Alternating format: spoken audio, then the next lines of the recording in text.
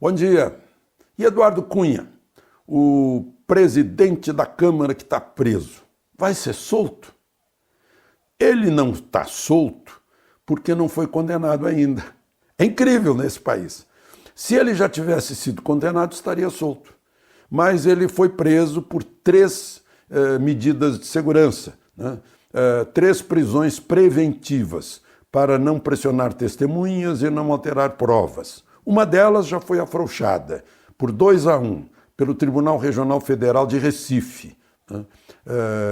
Sob a alegação de que o tempo já havia transcorrido e ele não teria mais poderes para interferir em certas coisas, né? É por causa do Estádio das Dunas, um daqueles estádios construídos para a Copa do Mundo e para a corrupção, né? Como outros estádios.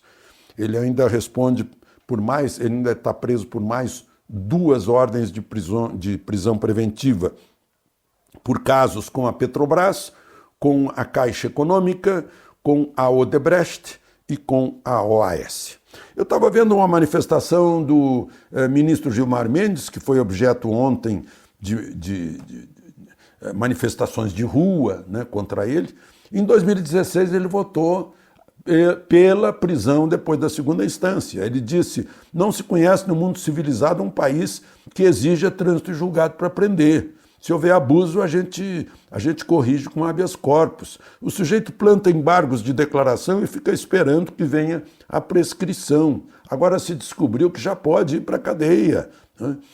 Porque se exigir o trânsito em julgado, o nosso sistema judiciário se transformará num sistema de impunidade. Imagina que ele disse isso há 3 anos. Mudou completamente de ideia, né? Lamentavelmente.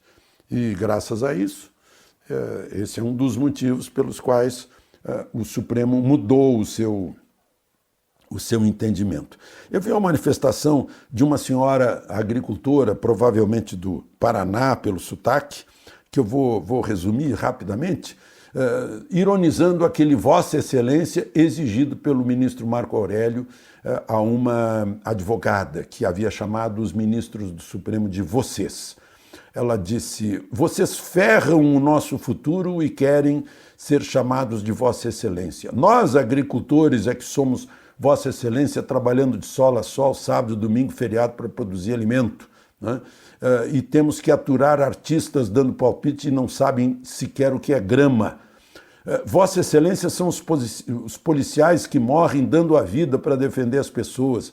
Vossa Excelência são os professores, né? Vossa Excelência são os que varrem o lixo na rua daquelas pessoas que não sabem manter rua limpa. Aí ela compara, diz: olha, o gigante acordou e não aguenta mais esses que jogam imundície no nosso país.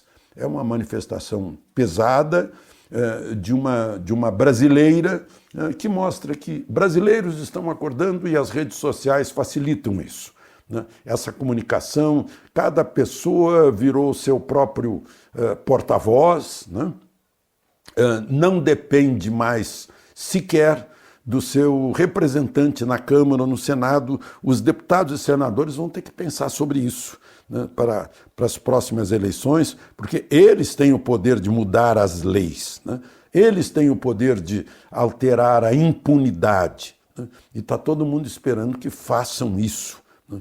Eu vi uma outra manifestação dizendo que os honestos, em primeira instância, pagam dívidas, sofrem doenças, são demitidos, têm que tratar bem os seus clientes, os seus fregueses, recebem multa em primeira instância, imposto, água, luz pagos em primeira instância, são assaltados, mortos e sofrem falência em primeira instância. Mas o assaltante, o homicida, o vigarista, o corrupto tem o trânsito em julgado e a presunção da inocência.